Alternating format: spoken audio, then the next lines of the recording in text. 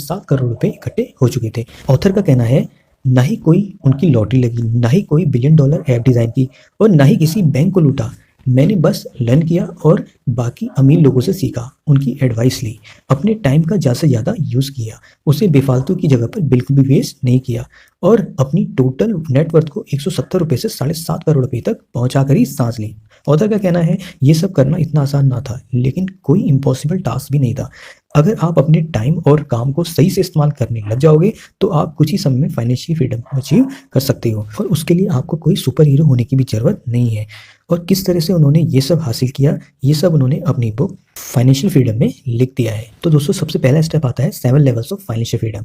Author कहते हैं जिस तरह हमें किसी गेम को फिनिश करने के लिए अलग अलग लेवल्स को पार करना पड़ता है, उसी तरह आप अगर फाइनेंशियल फ्रीडम को अचीव करना चाहते हो तो आपको 7 लेवल्स को कंप्लीट करना पड़ेगा। सबसे पहला लेवल आता है क्लैरिटी। इस लेवल पर आपको ये पता होना चाहिए कि आप आखिर कहाँ पर हो। जैसे आपको अगर किसी लोकेशन पर जाना हो और आपको पता ही नहीं है कि आखिर वो डेस्टिनेशन कहाँ पर है, तो डेफिनेटली आपको दिक्कत तो जरूर होगी। उसी तरह आपको अच्छे से अपनी करंट फाइनेंशियल सिचुएशन के बारे में पता होना चाहिए और आप कहाँ पर जाना चाहते हो वो भी अच्छे से पता होना चाहिए। अब बढ़ते हैं अपने दूसरे लेवल पर, जो है सेल्फ सफिशिएंसी। दोस्तों जब आप इतना अर्न कर लेते हो कि अपने आप के खर्चे खुद उठा सकते हो, तो जिससे आपको किसी से पैसे मांगने की जरूरत नहीं पड़ती है। अब बढ़ते हैं तीसरे लेवल पर, जो है ब्रीदिंग रूम। मतलब आपके पास 1 महीने का फंड जमा है और आप इमरजेंसी आने पर उसे काम में ले सकते हो। और अगर उस समय आपकी नौकरी भी चली जाती है तो 1-2 महीने के टाइम गैप में कोई नेक्स्ट जॉब को ढूंढ सकते हो, क्योंकि उतना फंड ऑलरेडी आपके अकाउंट में होता है।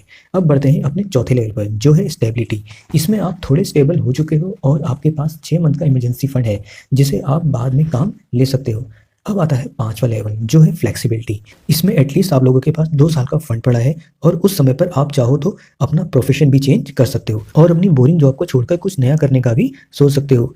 और 6th लेवल आता है फाइनेंशियल इंडिपेंडेंस। दोस्तों इस लेवल पर आप फाइनेंशियली फ्री हो चुके हो और आपकी पैसिव इनकम से ही आपके खर्चा निकलना शुरू हो जाएगा। अब बढ़ते हैं 7th लेवल पर, जो है अबाउंडेंट वेल्थ। इस लेवल पर आप लोगों के पास इतना पैसा है कि आप चाहो तो भी पूरी लाइफ में खर्च नहीं कर पाओगे। तो दोस्तों अगर आप इन 7 लेवल्स को अचीव कर लेते हो तो डेफिनेटली आप फाइनेंशियली फ्री हो जाओगे। उसके बाद आप जो भी काम करोगे वो आपकी खुशी के लिए होगा, ना कि आपके सर्वाइवल के लिए। दोस्तों अभी तक हमने ये तो देख लिया है कि फाइनेंशियली फ्री होने का क्या क्या लेवल्स होते हैं, लेकिन आखिर फाइनेंशियली फ्री हुआ कैसे जाए, उसके लिए आता है step number 2, time is more valuable then money. अगर आपको कोई 90 साल का बूढ़ा इंसान ये बोले कि 3 करोड़ रुपए ये लो और बदले में आप अपनी जवानी दे दो, मतलब वो आपकी एज का हो जाए और आप उसकी एज का, यानी कि 90 साल के बूढ़े इंसान, क्या ये डील आप एक्सेप्ट करोगे? ऑब्वियसली नहीं, क्योंकि उस एज में हम उन करोड़ रुपए का आखिर क्या कर लेंगे, क्या पता उसके 1 साल बाद भगवान ही हमें उठा ले। इसलिए दोस्तों पैसे से ज़्यादा समय की कीमत है। ऑथर का कहना है कि एक एवरेज इंसान अपनी ज़िंदगी के 2500 दिन एडल्ट लाइफ में निकाल देता है और हम में से ज़्यादा लोग अपने टाइम को ट्रेड करके पैसे कमाते हैं और हम में से ज़्यादा लोग समय को इतना ज़्यादा इंपॉर्टेंस देते भी नहीं है, क्योंकि हमें लगता है कि टाइम तो हमारे पास अनलिमिटेड है, ये खत्म थोड़ी होने वाला है और हम अपना टाइम इधर उधर घूमने फिरने में, मूवीज़ और टीवी शोज देखने में निकाल देते हैं। लेकिन अगर मान लिया जाए आपके हर घंटे की कीमत 10,000 रुपये है, तो क्या आप हर घंटा फालतू जगह पर खर्च करोगे? ऑब्वियसली नहीं, क्योंकि अगर आप 1 घंटा बर्बाद करोगे तो आपको 10,000 रुपये का नुकसान होगा और ऑब्वियसली हम अपना हर एक घंटा काफ़ी वैल्यूबल तरीके से स्पेंड करने लग जाएंगे। इसलिए ऑथर कहते हैं कि हमें अपने टाइम की कीमत पता होनी चाहिए। दोस्तों हर एक इंसान के पास 168 घंटे होते हैं और उसमें से अगर 56 घंटे हम सोने में और 40 घंटे काम में निकाल भी दें तब भी हमारे पास 72 घंटे तो बचते ही हैं, लेकिन हम इन 72 घंटों का सही से इस्तेमाल नहीं करते हैं। तो ऑथर का कहना है कि अगर आप जल्दी से जल्दी फाइनेंशियली फ्री होना चाहते हो तो आपको अपने टाइम को अच्छे से ट्रीट करना आना चाहिए और उसकी अच्छे से वैल्यू करनी है, क्योंकि टाइम निकल जाने के बाद कुछ भी नहीं होने वाला। अब आता है step number 3, calculate your number.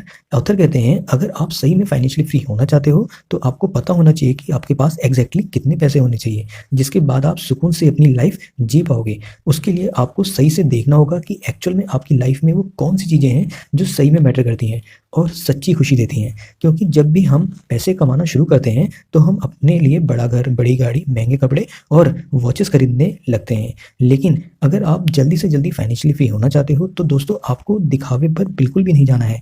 आप लोग अगर कुछ ही सालों तक ठीक ठाक घर में रह लो जो कि इतना कॉस्टली ना हो, और पड़ोसी को इम्प्रेस करने की बजाय एक अफोर्डेबल कार ले लो, और एक्सपेंसिव पार्टीज रेस्टोरेंट में खाना खाने की बजाय घर पर ही खाना खा लो, तो आप लोग अपने काफ़ी पैसे सेव कर सकते हो। मुझे पता है आप लोग ये कहोगे कि ऑथर तो हमें बिल्कुल भी एंजॉय नहीं करने दे रहे हैं, लेकिन अगर आप सोचोगे तो आपको रियलाइज़ होगा कि आपको खुश रहने और कंफर्टेबल लाइफ जीने के लिए एक्चुअल में इतना पैसा कभी चाहिए ही नहीं। ऑथर कहते हैं कि इम्पल्सिव बाइंग फाइनेंशियल फ्रीडम का सबसे बड़ा दुश्मन है, क्योंकि हम भी बहुत सी बार अपने आप पर कोई भी कंट्रोल नहीं कर पाते और चीज़ों पर खर्चा करने लग जाते हैं जो हमारे फाइनेंशियल गोल से दूर लेती जा रही है। अब हमें एक्चुअल में रिटायर होने के लिए कितने पैसे चाहिए होंगे, उसके लिए ऑथर हमें 25 टाइम रूल्स का यूज़ करने के लिए बोलते हैं। इसके अकॉर्डिंग अगर आपके महीने का एक्सपेंसेस 50,000 है तो आपका साल भर का खर्चा होगा 50,000 इंटू 12 यानी कि 6 लाख रुपए, यानी कि आपका सालाना खर्चा 6 लाख रुपए। तो अब आप इसे 25 से मल्टीप्लाई कर दो तो 6 लाख इंटू 25 जो होता है 1.5 करोड़ यानी कि 1.5 लाख रुपए, यानी कि आपके बैंक अकाउंट में 1.5 करोड़ रुपए तो होने चाहिए। अगर आप 1.5 करोड़ का 4% विड्रॉ करते हो तो जो होता है 6 लाख रुपए, तो आप आराम से अपनी बची हुई लाइफ निकाल सकते हो। इसी के साथ आप लोग उन पैसों को सही जगह पे इन्वेस्ट भी करते रहो जहाँ पर आपको 10 से 15 का एवरेज रिटर्न मिलता है, तो आप आसानी से इन्फ्लेशन को भी बीट कर सकते हो। इसी के साथ आप अपने पैसे को लाइफ टाइम कंपाउंड भी करते रहोगे। अब आता है step number 4, think before you by anything. दोस्तों आजकल के समय में पैसा खर्चा करना काफ़ी आसान है, बस आपको अपना मोबाइल लेना है और ऑर्डर करना है, सारी चीज़ें आपके घर पर आ जाएंगी और आपको उसके लिए कोई मेहनत करने की भी ज़रूरत नहीं है। बहुत बुरी बात तो ये है, चीज़ें खरीदना जितना आसान होता जा रहा है लोग उतना ही ज़्यादा खर्च करते जा रहे हैं। लेकिन ऑथर का कहना है अगर आप सही में फाइनेंशियल फ्रीडम को अचीव करना चाहते हो तो आपको स्पेंडिंग की आदत को सुधारना होगा, क्योंकि आजकल के समय में आप जो भी चीज़ बाय करोगे उसके लिए आप अपनी फ्रीडम को ट्रेड करोगे। क्योंकि अपने खर्चे कम करने का अच्छा तरीका है कि जब भी आपको कुछ चीज़ खरीदनी होती है उससे इमीडिएटली बाय मत करो, 3-4 दिन तक उसे अपने शॉपिंग कार्ट में ऐड करके रख दो। उसके बाद देखो कि क्या 4 दिन बाद भी आप उस चीज़ को खरीदना चाहते हो या फिर नहीं। 4 दिन बाद आपको पता चल जाएगा कि वो चीज़ आपके लिए उतनी ज़रूरी थी ही नहीं। इस तरह आप माइंडफुल स्पेंडिंग करके आप अपने खर्चों को कंट्रोल कर सकते हो। और आपको पैसा खर्च करने के लिए हमेशा अपने आप से पूछना है, इज़ इट वर्थ इट और नॉट। मान लो अगर आपको एक नई गाड़ी खरीदनी है जिसकी कीमत 15 लाख रुपए है, आपकी सालाना इनकम 5 लाख रुपए, तो इसका मतलब ये हुआ उस गाड़ी को खरीदने के लिए आपको लगातार 3 साल काम करना पड़ेगा और उसके बाद बाकी आपके अपने खर्चे वो होंगे अलग। इसका मतलब आपने 3 साल काम अपने लिए नहीं बल्कि उस गाड़ी के लिए किया। इसी तरह आप जब सारी चीज़ों के बारे में ध्यान से सोचोगे तो आपको ये पता चलेगा कि आपके टाइम की और आपके अपने पैसों की एक्चुअल वैल्यू क्या है और आप सही डिसीजन ले पाओगे। अब आते हैं स्टेप नंबर 5 में, make money with side business. बहुत से लोग 9 से 5 जॉब को कुछ ऐसे देखते हैं कि वो रोज़ सुबह उठकर ऑफिस जाते हैं, उसके बाद काम करते हैं और अपने ऑफिस कलीग के साथ लंच करते हैं, थोड़ी इधर उधर की बातें करते हैं और थक हार कर शाम को अपने घर पर लौट आते हैं। ऑथर का कहना है कि ये वाली अप्रोच काफ़ी गलत है। इसके साथ तो आप पूरी ज़िंदगी रेड रेस में ही फंसे रह जाओगे। अगर आपको कम टाइम में पैसे कमाना है तो आपको अपनी फुल टाइम जॉब के साथ कोई ना कोई साइड बिजनेस जरूर खोलना होगा जिससे आपकी इनकम बढ़ सके। ऑथर अपने एक दोस्त मैक का एग्जाम्पल देते हुए कहते हैं कि मैक एक 25 साल का ग्राफिक डिज़ाइनर है जो शिकागो में रहता है, जो $5500 साल का अपनी फुल टाइम जॉब से कमाता है। वो ऑफिस कलीग के साथ अच्छे से रहता है, बट उन लोगों को ये नहीं पता कि मैक 2 लाख सालाना अपनी साइड बिजनेस से भी कमाता है। जी हाँ दोस्तों, $2 लाख। हुआ ये था कि उसने कुछ साल पहले एक डॉग वॉकिंग कंपनी खोली थी जहाँ पर उसने कुत्तों को घुमाने के लिए $5 चार्ज करना शुरू कर दिया, जिससे उसको कुछ एक्स्ट्रा पैसे मिल जाते थे। ये देखकर काफ़ी लोग मैक से कांटेक्ट करने लगे और उसे अपने डॉग्स को घुमाने के लिए देने लगे। यहाँ पर मैक को इससे बिजनेस अपॉर्चुनिटी दिखी तो उसने अपनी एक डॉग वॉकिंग कंपनी ही खोल डाली, जिससे वो अपनी सैलरी से 4 गुना ज़्यादा पैसे अर्न करने लगे और कुछ ही सालों में वो रिटायर भी हो गया। तो ऑथर का कहना है कि हमें भी अपनी फुल टाइम जॉब के साथ कुछ ना कुछ साइड बिजनेस जरूर करना चाहिए। हमें अपने वीकेंड्स को टीवी देखने या पार्टीज करने से अच्छा किसी साइड बिजनेस करने में लगाना है। और वो दोस्तों कुछ भी हो सकता है, जैसे कि video editing, content writing, graphic designing, website designing. और दोस्तों आजकल सोशल मीडिया में यूट्यूब भी आपके पास एक बढ़िया ऑप्शन अवेलेबल है।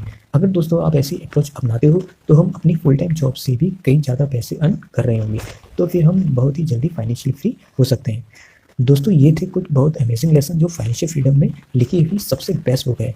आई होप दोस्तों कि ये वीडियो आपको पसंद आई होगी और इस तरह की बेस्ट फाइनेंशियल लर्निंग वीडियो से जुड़े रहिए मनी ग्रेडियंट के साथ। और हाँ, आप लोग हमारे टेलीग्राम ग्रुप से भी जुड़ सकते हैं जहाँ पर आपको बेस्ट से बेस्ट फाइनेंशियल वीडियो मिलती रहेंगी, उसके साथ साथ गाइडेंस भी मिलती रहेगी।